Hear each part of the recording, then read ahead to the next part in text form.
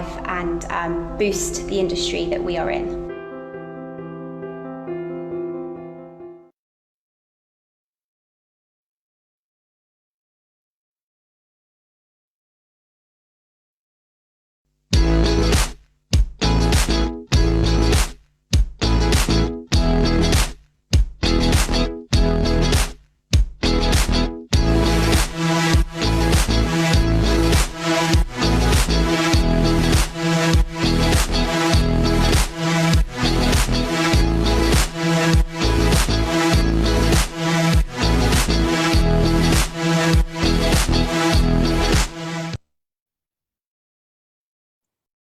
Hi, good morning everyone, and thank you for joining us at our webinar today. My name is Emma Barron. I'm the Deputy General Manager of Professional Beauty, and I'm really pleased to welcome Rohini Bhalla-Gill, who is the Senior Management Consultant at GGC Consultancy. And today she'll be speaking on a very important subject on the UAE Labour Law changes as a result of COVID-19. So hi, thank you for joining us today. My pleasure, my absolute pleasure. How are you guys? We're fine, yeah, we're good. How are you? Good. I'm very well, well, thank you. Thank you for your time today. Just before I leave you to it, because you have a quick presentation to show our attendees, there is an opportunity to ask Rohini any questions you would like at the end of the session.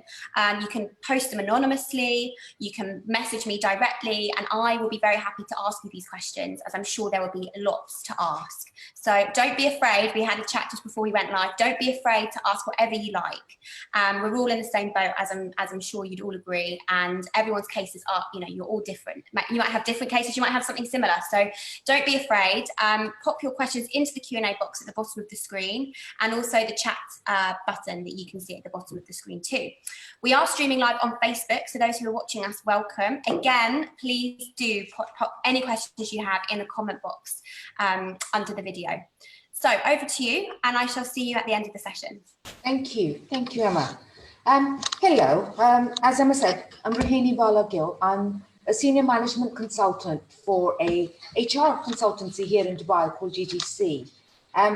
What do? We help SMEs all the way up to large government organizations for all HR related matters. So from recruitment to all the way to training, that's what we do. What we are doing at this time is helping SMEs free of charge for any HR advice we can give. Okay, so that's why I'm here. I am also completely useless with technology, so please bear with me.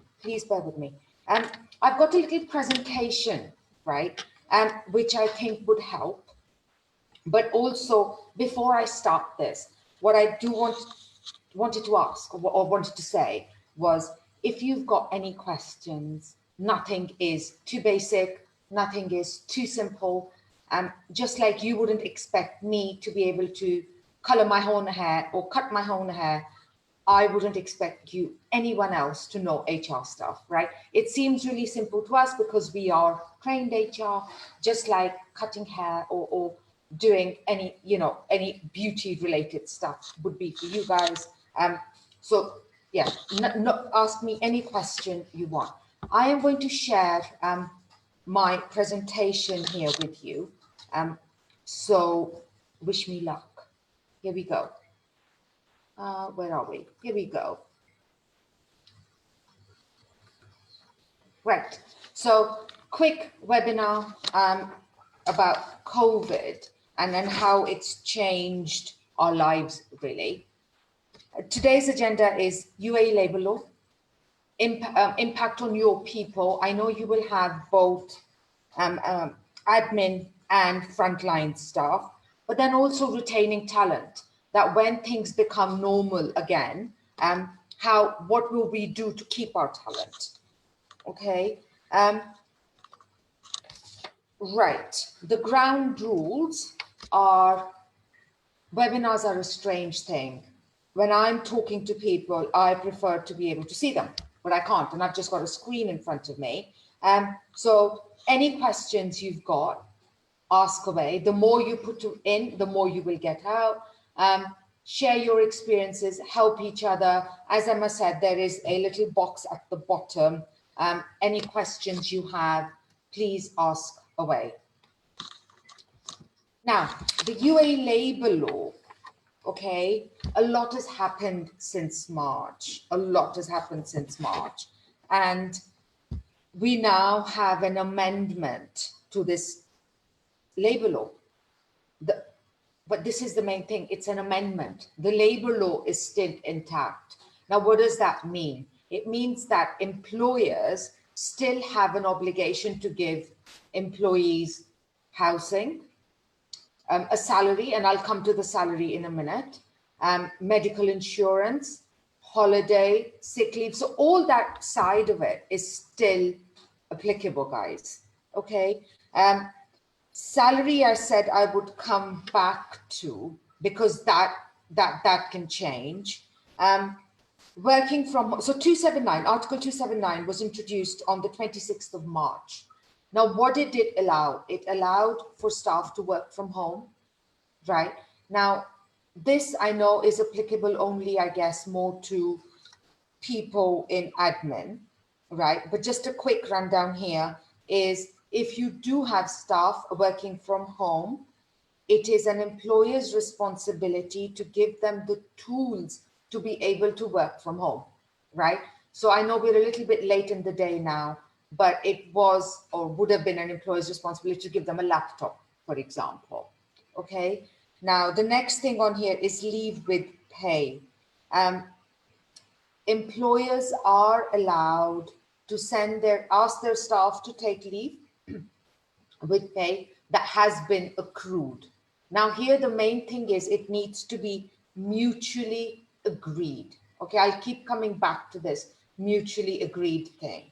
Unpaid leave. So employers are allowed to ask their staff to go on unpaid leave as long as it's mutually agreed.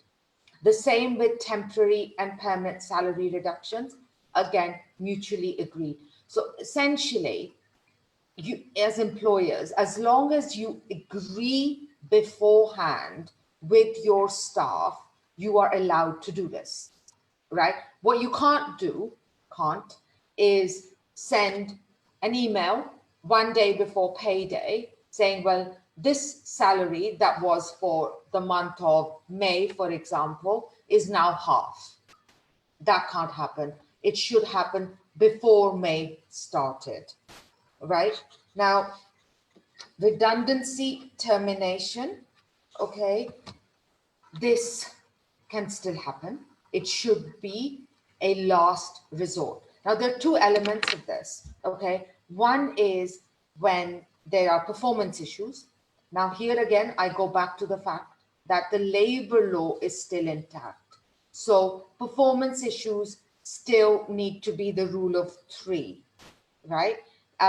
Termination or redundancy, if it's for COVID-19, related to that, it should be the last resort. MOHRE need to see that you have exhausted the other options, which were using annual leave, unpaid leave, temporary salary reductions, and redundancy was only a last option you had. One of the questions that I have been asked a lot over the past couple of weeks is end of service benefits. Now, when are they paid? End of service benefits need to be paid when visas are cancelled or transferred. Okay, that still stays. Another question I have been asked a lot is housing allowance and other allowances. So if you are going to make somebody redundant because of COVID-19, as employers, we still need to pay them all other allowances until they can change their visa status, they get another job, or they're able to go back to their home country. Now, this is changing on a daily basis. There are more flights available, but For example, if you've got somebody from India, I believe there is a 5-week waiting to get on a flight. If you've got somebody from the UK, there are flights available that you can actually send them on next week, right? So this has changed. Normally, if you would make somebody terminate somebody, that was it. Our obligation stopped. This has changed. These don't stop now until you can change the visa or send them home. Okay, this is the main thing that's come out of this time, and that's confusing people. Medical insurance, as long as they're on your visa, medical insurance stays.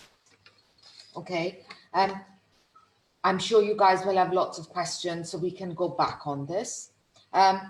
One thing I wanted to mention about temporary permanent salary reduction, there is a form of an amendment that MOHRE have produced. I can send you guys a copy of it. It needs to be completed and sent back to them. There are 3 copies to it. One is for your staff member, one is for you, and one is for MOHRE. On this form, if it's a temporary salary reduction, there's a start date and an end date. Okay, protects you, protects your staff. Essentially, MOHRE are here to support you guys. I know it doesn't seem like it sometimes, but there are ways of doing this so it does support you. Now, I'll come to that in a couple of slides. This next slide, I suppose, is applicable only if you've got admin staff who are working from home. The key here, of course, is productivity and how are you going to monitor that. If you do have admin staff who are working from home, send me a question and we can answer it on a one-to-one. NOCs is on here because if you are making people redundant or terminating them, we have to give them no objection certificate so they can look for other jobs. Okay, so that's something and that's why it's on here. So sometimes people are working from home, we still have to give them NOCs. If we're not paying them or they're on unpaid leave, you are allowed to give them NOCs to look elsewhere. This slide I thought was key because as business owners, you are also thinking, well, I've got really good staff and I know the market will pick up again. I don't want to let them go completely. And I want to be fair to them as well, right? So this slide hopefully might give you some examples of how you can protect your bottom line, okay? But at the same time retain staff. One of the things that we've been doing is working with companies to help change their compensation structure. So what I mean here is what you can do is give them a temporary reduction in their salary, but give them a higher bonus at the end of 6 months, or give them a bonus at the end of 6 months, or give them an X percentage per appointment. So say you were giving them 5%, increase that to 10% or whatever you think is right. But this way you reduce your fixed staff cost, so to speak. Future incentives, again, what you can also do is, if you want, for your key staff, you can give them a part of the business, right? You can say, well, you know, here is 2%, 3%, whatever works with you. It will help you retain your key staff if that is a route you want to go down. It all comes back to empathy and transparency. Be fair with them. Tell them this is what the situation is, right? And this is what I propose to do about it. This will go a long way in helping you retain your talent and riding the storm. Okay, this was essentially my very quick 5 slides because I am sure you guys will have a lot of questions, and I did not want to waste time with me talking and taking up all the time. So I'm going to stop sharing the presentation now, and we can go live with Emma and ask away any questions you want. Thank Emma? you. Hi. Yes, we've had loads of questions, so please, guys, do keep them coming because we have loads of time today. We've got 45 minutes to get through everything that's key. So I will just I'll start going through them. Okay. Right. Officially, when is end of service payment due? It's confusing because the papers the staff have to sign asks them to confirm payment is made. Yes. It's due when you can do visa cancellation, right? I know there is a form that staff need to sign that it's been paid, right? Staff are signing these forms now because they know this is what the situation is, but it's due when you can cancel the visa. Now, bearing in mind that for the past 4 to 6 weeks, Emma, no visas could be cancelled, right? That's now changed. So it's due when the visa cancellation happens. You can also, there's ways of doing this, okay? Is if you know you can't make the payment now in full, but you can cancel the visa, you can speak to them and say, well, I'll give you X now, I'll give you Y in 2 weeks. Staff understand as long as you speak to them. Speak to them and agree it, mutually agreed. They do understand. We've had a case this morning, by the way, that there was 3 months due to an employee because they were on a limited contract. The employer said to them, listen, I can't do it. I can't pay you all all together. And it's been agreed to pay every 2 weeks. So there are ways around it. But officially, it should be paid when the visa cancellation happens. Okay, fab.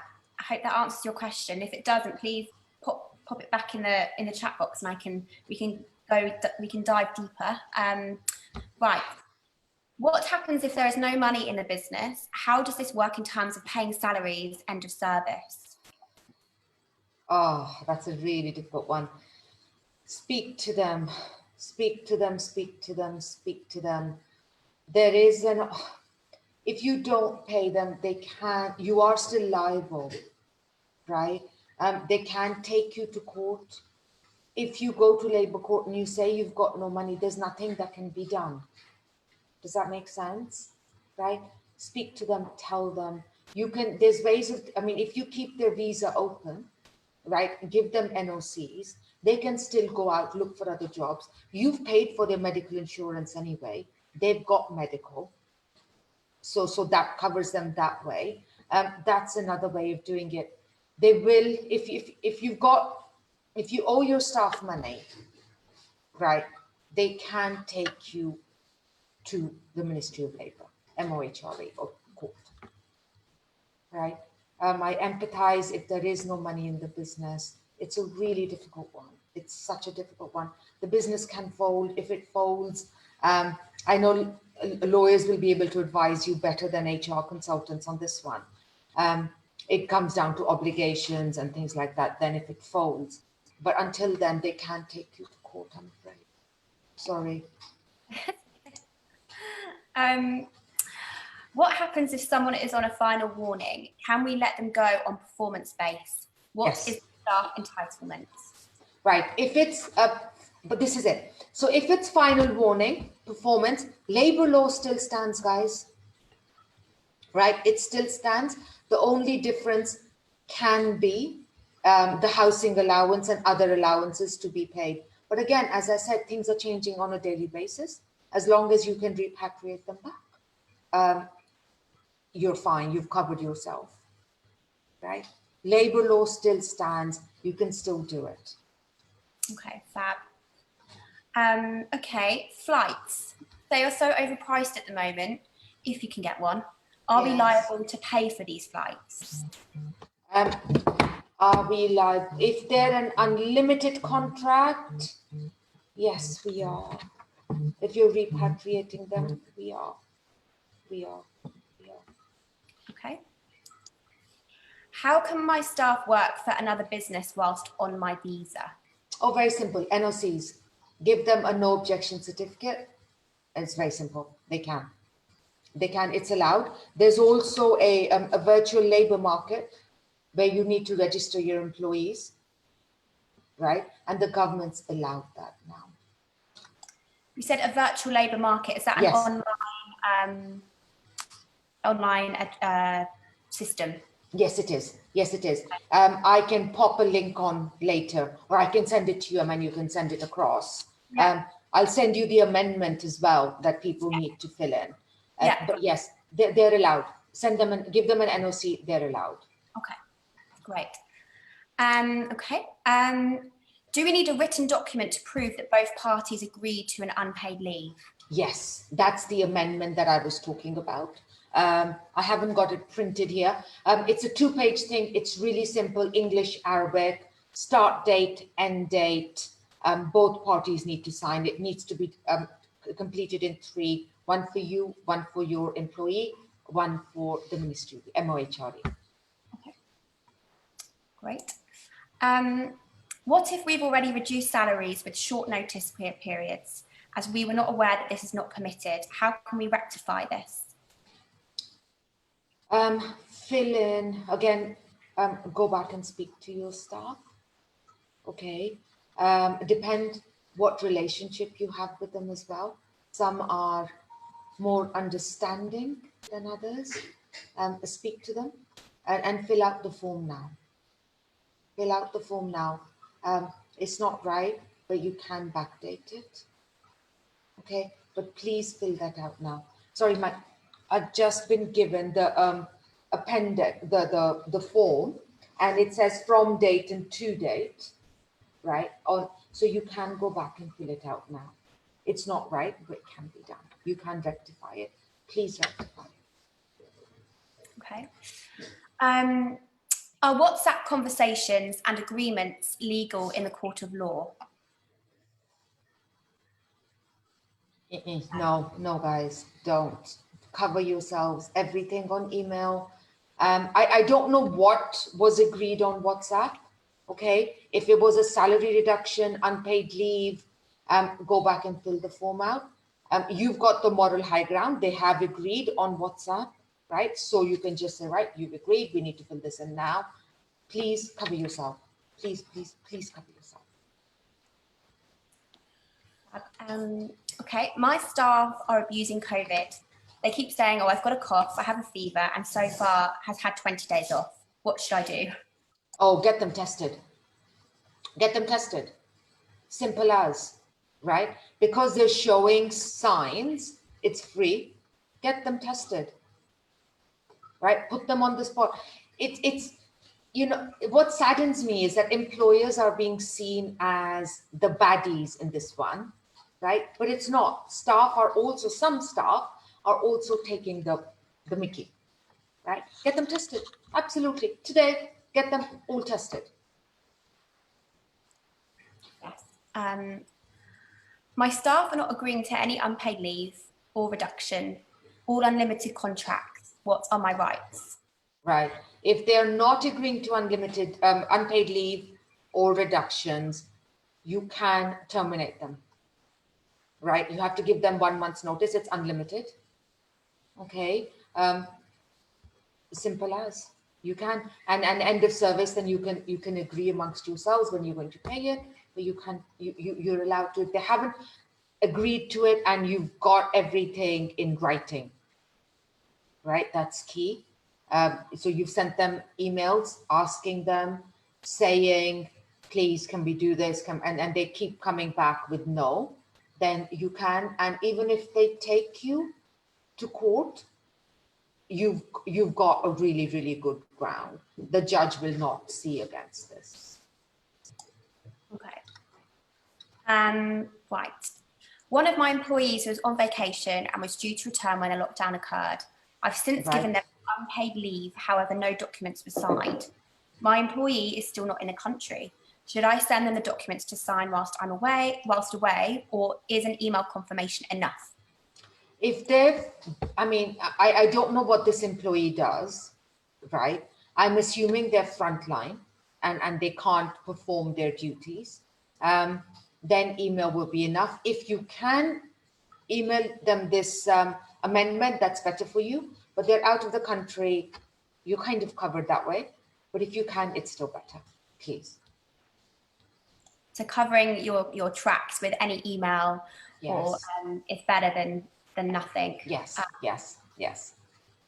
Okay. What if we have given one of our staff notice regarding reduction in salary, and while she verbally agrees, she refuses to sign the letter informing her of the same?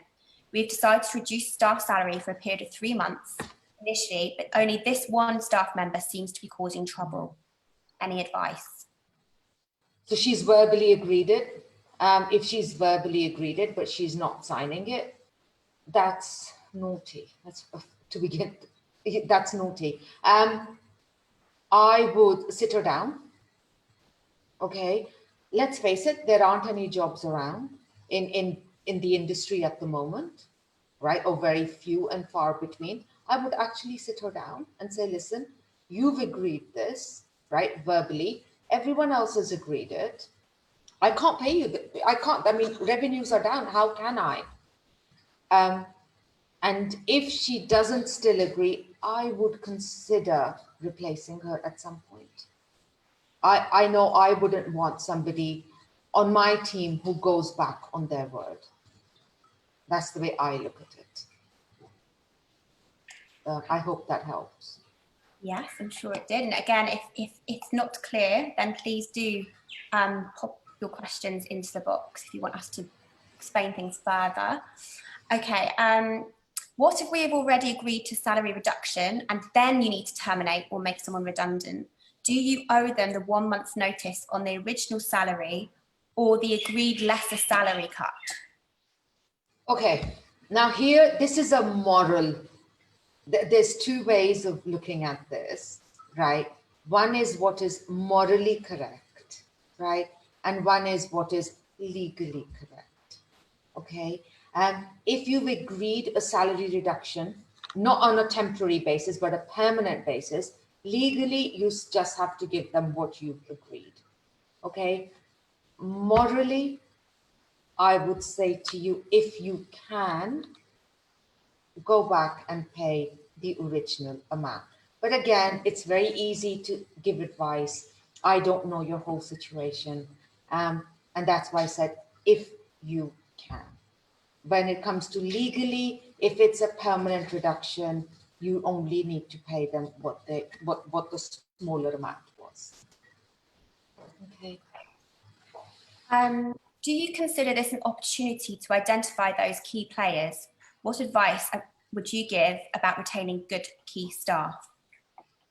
I do. That is something that I touched upon briefly. This is the chance for staff as well to prove how loyal they are to you, right? What you can do is give them a percentage, a bonus at the end of the year, if you wish, or you can give them a percentage of the business if you want. Make them a shareholder, the John Lewis model.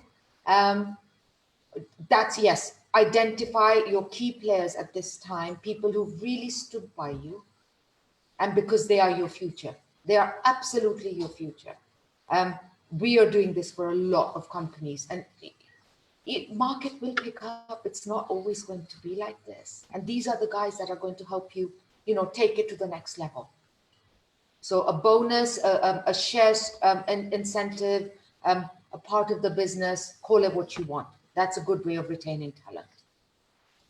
Great advice. Okay. Hi, I have already filled in the annex with my staff because we don't know when things will get better or return to normal. So we have moved to temporary reduction. However, we put a start date, and for the end date, we will put until further notice. The ladies were happy with this. Is this okay? It should have a proper technical end date, right? So go back and it was for 3 months, I think, initially. So go back and change it to 3 months and then do it again. Yes. Cool. Bonuses. You mentioned bonuses. Can we include a clause that mentions based on sales to cover ourselves? Of course you can. Of course you can. You must. You absolutely must. You must include a clause saying based on performance, employee and organizational performance and company performance, right? You must, absolutely must. Okay. Government organisations have removed certain allowances such as yearly ticket, mobile allowances and transportation allowances. No papers have been signed. Do documents need to be signed for this reduction to legally stand? Yes, they do. They do, because it's a change. It depends. Okay, I'm going to backtrack a little bit. It depends on two things. One is if they're changing company policy and they're saying, right, nobody is going to get tickets, then a contract is always bound by company policy, right? So it could be that that's how they're getting around it. But if it's not company policy, if the contract doesn't say subject to company policies, then it should be signed and agreed on. Okay. How about probation period? All my staff are on unpaid leave now, and some of them have just joined the company a few months back. I am not able to fully assess them as they are not working. Can the probation period be extended? Of course it can. Of course it can, mutually again. Agree it together. That's it. Do it together, it's fine. They will understand. Do it together. Agree it, sign it, save it. That's it, but agree it, please. Okay. What is your key advice for financial savings going forward to avoid this? I.e., what is the must? Have monetary backup, i.e. corporates have EOSB savings, etc. I'm not quite sure I understand the question. If whoever asked that question can just be a bit clearer as to what they mean, we'll come back to it. Please. Thank you. Okay. Our reduction is based on the ladies receiving basic allowances plus commission. Is this allowed?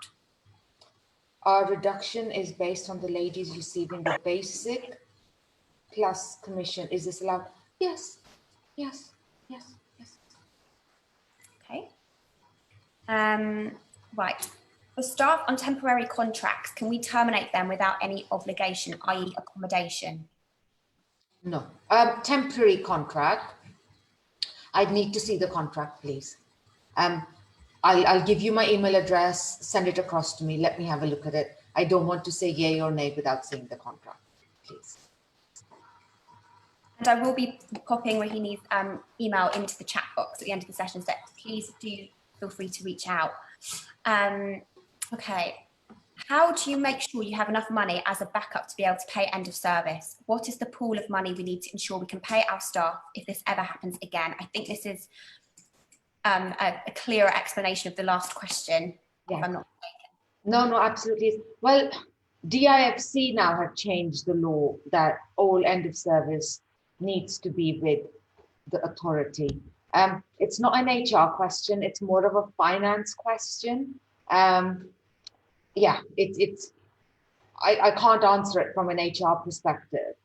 From a commercial perspective, what we do with clients, because we do some of the finance side of things as well, is we put away an X percentage every year in so that it can be used for end of service benefits. And that would be my advice to you, that when you're back up on your feet again, do that.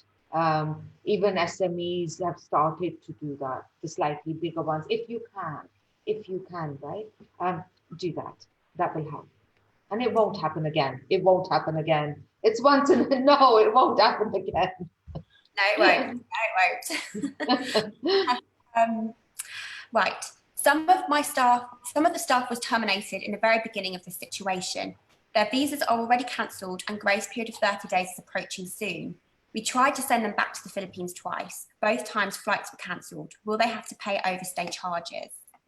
Yes, they will.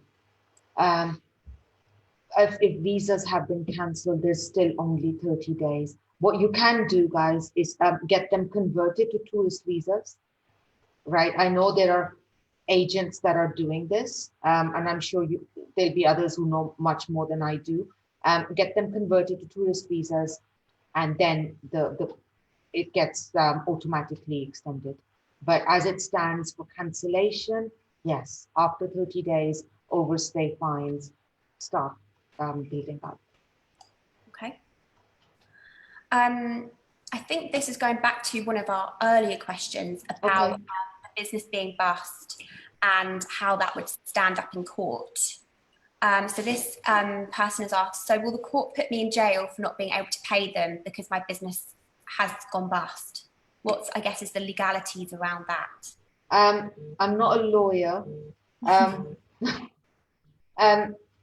best get legal advice on that one. Yeah. Okay. Okay. What happens if an unpaid employee is caught working for another company without an NOC?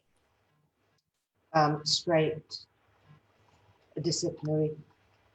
Depends how depends how gracious and benevolent you're feeling, I suppose.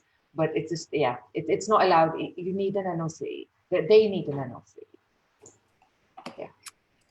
All right. Okay. Oh, I've seen some questions in the chat box. Oh, okay. In a situation where someone is made redundant during their probation period, are you still required to pay them allowances? If they're made redundant during their probation, this has been open to interpretation, right? Because there's a bit of ambiguity with 279. I've got it here, and nowhere does, because they keep saying permanent employees. You could interpret that as not being probation, but it's open to interpretation on that one, I'm afraid. I'm more than happy to have a look at the contract that you had with them and advise you either way. Okay, great. Okay. Is the staff entitled to sick leave pay if they have to stay at home due to being exposed to COVID? What is the staff entitled to during unpaid leave? Well, if they're on unpaid leave, they're on unpaid leave, right? So it's unpaid, even though they've said that if somebody's on paid leave, is working, then, and they get COVID, then it's paid leave, right? It's not unpaid. But if they're on unpaid, I would assume and deduce that it would still continue to be unpaid. It's not that you would start paying them for the time that they were sick. Right, I think it's, sorry, they were two separate questions. Okay. Okay. Let's go back. Question one, is staff entitled to sick leave pay if they have to stay at home due to being exposed to COVID? Right, so here you're saying to me that they're being exposed to COVID at work? Because here, this is where it changes, right? If they've been exposed, not at work, then no. Okay, so they're not entitled to sick leave pay if they catch COVID away from work. Yes, because this is what the debate was a few weeks ago, right? Within the HR community, and it was if they were exposed to COVID because, they were at work and then they got COVID, then it's the employer's responsibility, right? But if they are, oh no, hang on, this is not if they're on unpaid anyway, right? This is a separate question, right? So they are, yeah. 1 second, I think they might have. They don't have COVID. We just quarantined her for 14 days. So if the staff is the staff entitled to sick leave pay if they have to stay at home due to being exposed to a COVID? And I think this is linked. Do correct me if I'm wrong, but they don't have COVID. We've just had to quarantine them for 14 days. So are they entitled to sick leave? Depends what. Firstly, depends what jurisdiction your company falls under. DIFC is different, DMCC is different, and the DED is different. I know DIFC, they are saying no. DED. I need to check that. Okay. Let me check that for you. Okay. So the second part of that is, what is staff entitled to during unpaid leave?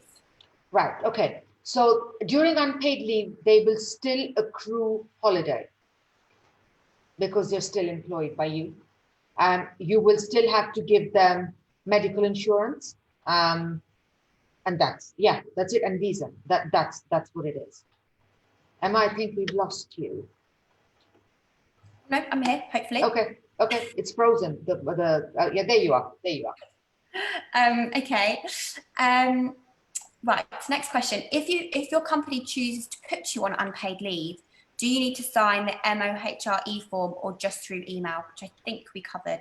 Yes, we've covered MOHRE form, please. So the MOHRE form is the answer to that one. Yeah. Okay, if you need to terminate an employee that is on a limited term contract, what is the required notice period in this situation? 3 months. Again, labour law stands, unless you agreed something else with them. Limited contract is 3 months. Labour law still stands. This was just an amendment to the labour law. Limited contract is still 3 months. Okay. My company sent me a letter for May to go on unpaid leave, but there was no form and to date stated. Does this legally need to be stated? It does. It does. It does. It does. But again, guys, if you remember, your companies are in this with you, right? Use it both ways. Put your kind of what if that was me hat on. Give and take. If you agreed, they've sent you a letter for unpaid leave, no from and to date. Yes, it needs to be stated, but rather than make a big deal about it, just kind of ask them, is it 3 months? Is it 6 months? What is it? That would be my advice. Okay. So to this question, can she go in and can she get that letter rectified so that it states the to date and the from date? Yes, please do. It actually covers your employer as well. Could just be an oversight. Get it rectified. And plus it tells you how long to budget for, I suppose. Yeah. Okay. Do we have to pay overstay fines for cancelled visas after a grace period is over? Again, there's a legal and a moral thing here, right? If you're a company and you have cancelled somebody's visa and they can't leave the country, I would say to you, it's the company's responsibility morally, right?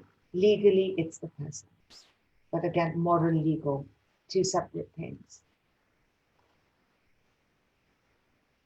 Cool, right. Is everything discussed also applicable to free zones?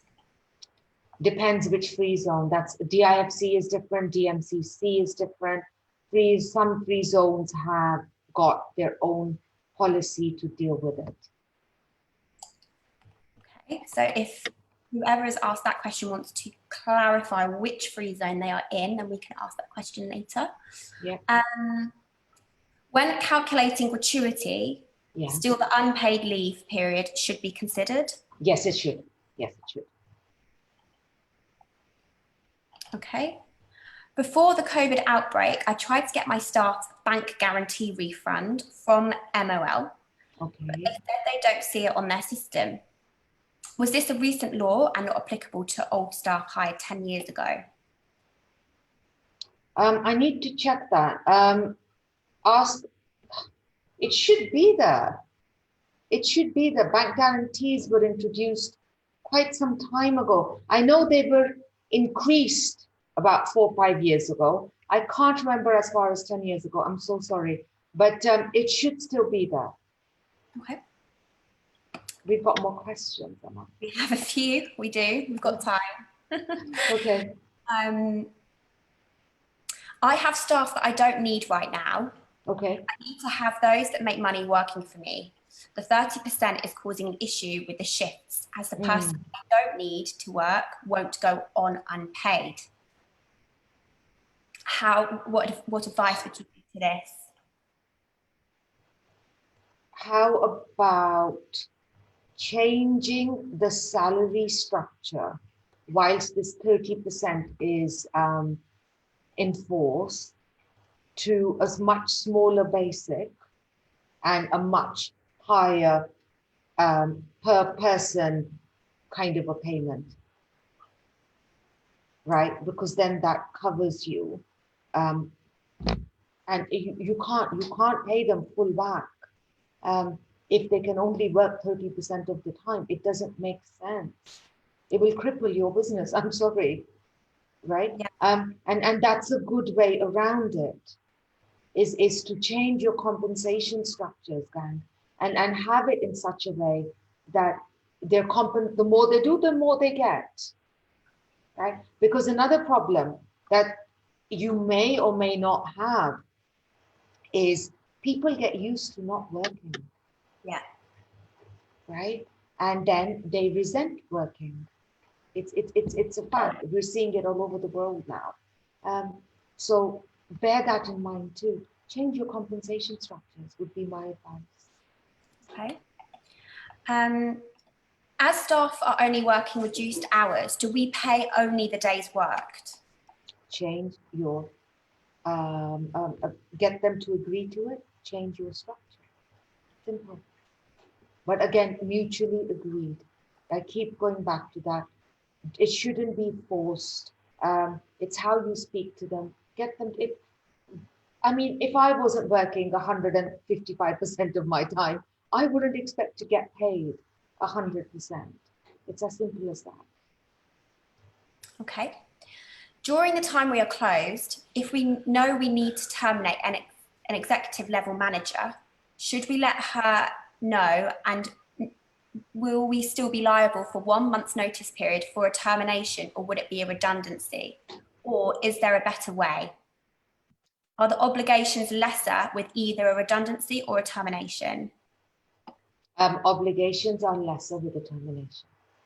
Redundancy, employer obligations are more. So that would be, if she knows she's going to go, right? Be compassionate, speak to them, right? Even if she's executive level, have a look at your contract, speak to her, and if you terminate, redundancy, that you have to pay more. Termination is less. Okay. My employee is asking to take her annual leave paid, but travel back home. Am I entitled to ask her not to travel during her annual leave, as I'm not sure if she would be able to come back, though she's certain she is? Right. This is a very simple thing. In writing, yes, you are. As employers, we are allowed to ask employees not to travel if we think they won't be able to come back. But if they still insist, then we need to get them to sign a letter that they know the risks that are here, and that if they are not back on the first day back at work, whenever they're meant to be, then it will be unpaid or termination. Simple as. Okay. We placed our staff on paid leave. However, we have now terminated a staff member who now owes us leave. We've deducted this from her final settlement. Is that okay? Yes, it is. It's absolutely fine. It's fine. New visas. I started a new visa for a new joiner, but have not been able to process it. Now we are in the fine period. What do you suggest? It depends when you started it.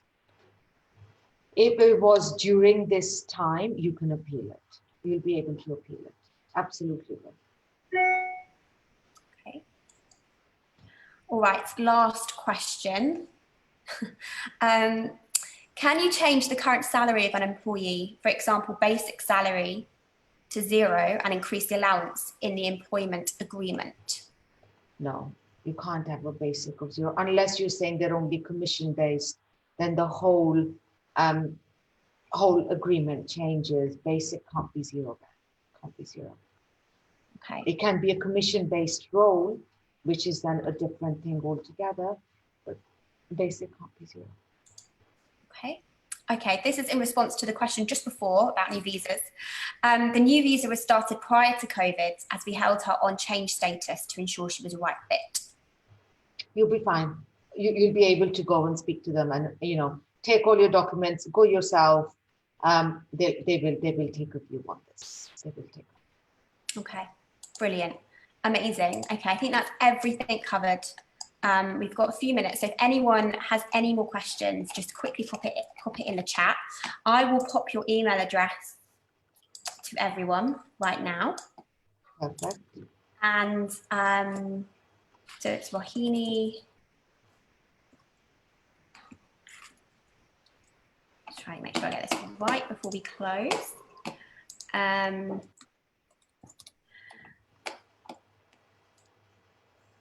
And so you mentioned you're doing free consultations during this period. We've had a couple of people ask. Yes, we are. Yes, we are. Yes, Great. we are. It's our way of paying back or helping the community as and when we. Yeah, amazing. Thank you. Everyone has said that this is really helpful. Thank you so much. We're all in this together. Absolutely. So if you have any questions, I have put Rohini's email address in the chat box.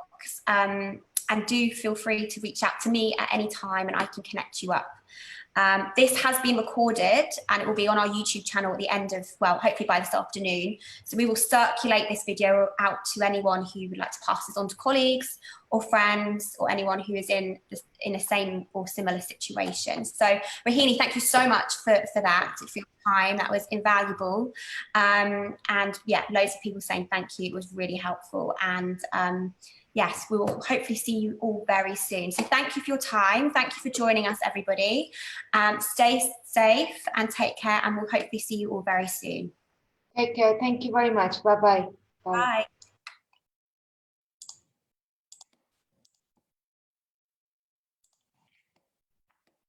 Bye.